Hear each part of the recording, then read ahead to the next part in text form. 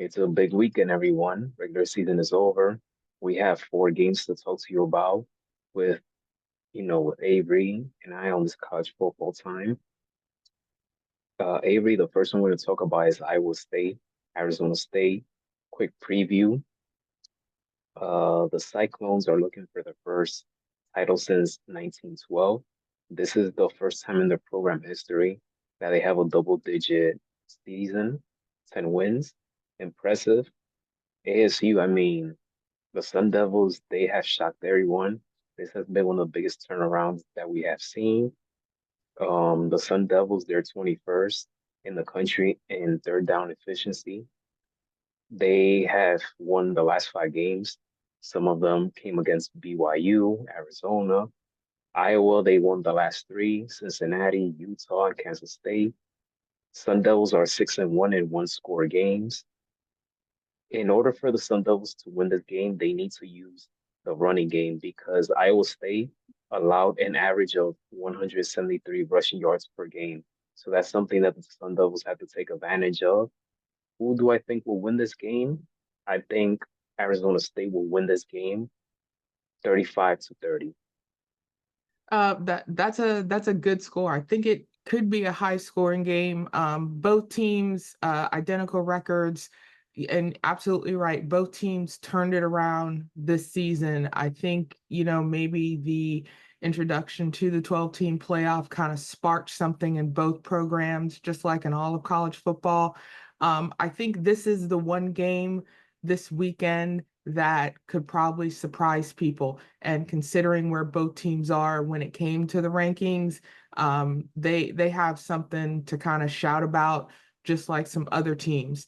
I'm gonna go with Iowa State on this one. I love the fact that they were predicted to finish last, but they turned around and now are playing for the Big 12 championship. Rocco Beck's got over 3,000 yards in his last game. He also has two 1,000-yard receivers, and I think that's going to be the difference maker. I like your score, but I'm going to flip it. I'm going to say Iowa 35, Iowa State 35, and Arizona State 30. I think this is going to be a close game. It's going to be back and forth. But then when it comes down to the fourth quarter, I think Iowa State is going to pull out all the stops because they know what winning this game can do. And I think it would be a great step for the Cyclones' history and just Arizona State and the Sun Devils and what they've done. It's been a huge leap for their program as well. Fair enough, fair enough. But hopefully it's a good game. I'm looking forward to it. It's one of the favorite ones I'm looking. This is gonna be a fantastic weekend, so I can't wait. Next up, Tulane versus Army. Oof, oof, oof, oof. Another one, another one. Both teams who have surprised so many people. Both teams are great in third down conversions. Army's bread and butter is the running game. Quarterback Bryson Daly, he has done more damage with his legs more than with his arms. The one guy that I'm looking at in for Tulane is running back. Mekhi Hughes, he's had a big year with 15 touchdowns and rushed over 1,306 yards in 12 games this season for Tulane. Army secondary, they must be very alert on Tulane's passing game. They've done damage there as well. Um, Tulane, their record of head-to-head matchups against Army is 13-9-1. Their last meeting was back in 2020. So far, Tulane has a four-game winning streak going on against Army. This is Army's chance of getting some revenge. However, I'm picking Tulane to win this game 27-26. That's a close score, and I believe this could be a close game as well. Army 10-1. Uh, like we said, with a service school and what people don't understand about service schools, there's no transfer portal.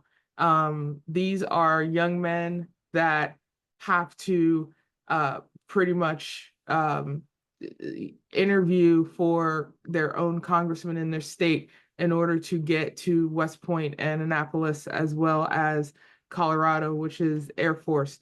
But Tulane, they last won the conference championship back in 2022. This is their third straight year getting there. So with a win, they have a chance for a 10-win season. They're 9-3, but it's Army's running game. You're right. Army's running game, they average over 300 yards per game. Number one in the country. So and you're right.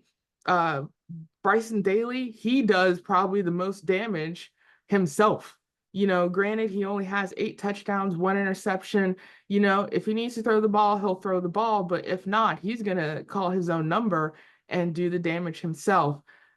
I I like where you're going with this. Tulane is favored. They're favored 66.7% versus Army's 33.3. But I think what Tulane did to Navy, Army may want like that bit of revenge, for a fellow service school. I'm gonna flip this. I'm gonna go with Army, but same thing. I'm gonna say it's gonna be close, but I'm gonna go same close as well. I'm gonna go Army 25, Tulane 24. I want Army to win.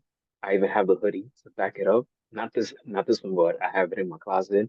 I want them to win, but I can't be biased. I just have a sneaky thing about Tulane. But that's another matchup that I'm looking forward to watch. So make the best team win.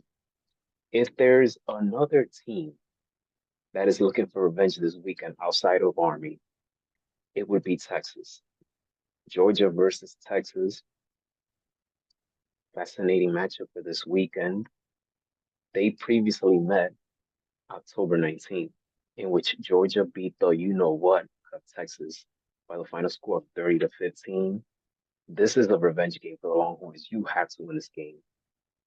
And you have the offense, you have the quarterback depth. So you have to, and I repeat, you have to win this game if you're the Texas Longhorns. Both teams, I would say they can't afford to make mistakes. But if you're Georgia, especially Carson Beck, you can't afford to make mistakes. You can't. So, but a thing that Texas needs to keep in mind is that Carson Beck, he's very dangerous in the red zone. He has thrown 18 touchdown passes in the red zone, which is the third most among Power 4 quarterbacks. So if you're Texas, you have to keep an eye on that. Who do I think will win this game? I think the Longhorns will get the revenge, but I have them winning 20-17. I agree with you. This is the one blemish on Texas's record. They got doubled up on Georgia. And the game that Georgia had last week with Georgia Tech, I think that kind of took some of like the momentum Georgia needed for this game out of it. Because they're not even favored. Texas is favored for this game 61.5% versus Georgia being favored 38.5%. And I see Texas as, after their loss to Georgia, getting everything together to have a cohesive game plan for any school that they're going to play against. Um, Quinn Edwards is doing very well. However, if he struggles, don't be surprised if Coach Sarkisian puts Archie Manning in there just to see what happens. But Carson Beck, over 3,000 yards this season, 28 touchdowns, but 12 interceptions. Look for that Texas secondary to kind of do some tips, the occasional, maybe drop ball here and there. But if they can rattle Carson Beck, look for Texas to take advantage. I'm gonna agree with you on this one. I'm going with Texas. But I'm gonna say that Texas kind of pulls away from Georgia a bit. I'm gonna go with Texas 30 and Georgia 20. Nice, nice. I didn't see that one coming, but hey, I wouldn't be mad if that happens. So, but Carlson Beck, yeah, that's one thing that a lot of people need to be looking at. Because he could turn into a turnover machine in certain games. So This game is very important for him, and all eyes will be on him. And the Longhorns secondary, they'll be ready. They'll be ready. I'm very confident that coach will have them very prepared for this game. October 19th, they have it stapled in their hearts, in their heart, mind, and soul, saying, we cannot have this again. We can't. Now, last but not least, another one. Clemson versus SMU, ACC title game. Yes, it sucks that the Miami Hurricanes are not part of that, but what SMU has done this year, it has been sensational. Another great story that no one saw coming, and now they have a chance to win the ACC title. Correct me if I'm wrong, Avery, about this. If SMU wins, Alabama automatically, for sure, they're in the playoffs. Or is it okay, so? I But there's a lot of things that can happen this weekend if you have Clemson lose or Clemson win, I should say. But like anything after the playoff ranking became available Tuesday, there was a lot of talk. Even as a Alabama fan, I am sorry. I don't think Alabama should be in the top 12. I think South Carolina, and we mentioned it, South Carolina has more of an argument to be in it, as well as Miami. Now, because this is the ACC championship, even though it's weird that Alabama's in this conversation of a conference championship and it's not their conference. But SMU, the lone blemish, again, BYU. BYU, another school this year that did very well, that, again, predictors were not saying they were going to do very well.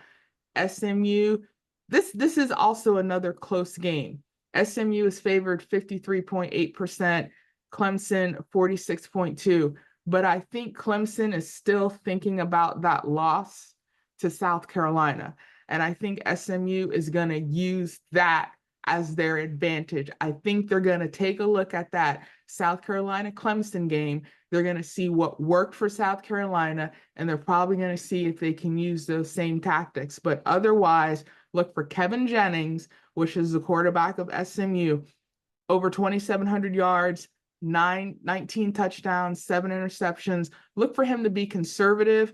Look for SMU to use their defense to get the offense their advantages.